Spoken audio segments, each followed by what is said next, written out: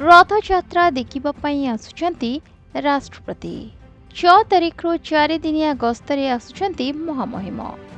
सूचना रही से 9 तारिख जाए ओडिशा रहिबे। तेबे 6 तारिख संध्यारे वायुसेनार स्वतंत्र विमान रे भुवनेश्वर विमान बंदर रे पहुंचबे। विमान बंदररू सीधा सड़क से जयदेव भवन जाई सेठारे कार्यक्रम रे जोग देई राजभवन रे रात्रि यापन करिबे। एहापरे जुलाई 7 तारिख सकाळु वायुसेनार स्वतंत्र हेलिकप्टर जोगे पुरी जिबे। सेठारे महामहिम रथयात्रा देखिबे। एने कमिशनरेट पुलिस पक्षरु मध्य सबु प्रस्तुति सरिछि। ब्लू बुक अनुसार राष्ट्रपति सुरक्षा रही।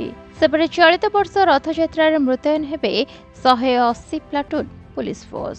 से भली सुरक्षा व्यवस्था भी कड़ाकड़ी रही। सबु जगार सीसीटीवी कैमेरा और कंट्रोल रूम माध्यम तीक्ष्ण नजर रखा सूचना रही। ब्यूरो रिपोर्ट प्रतिदिन टीवी।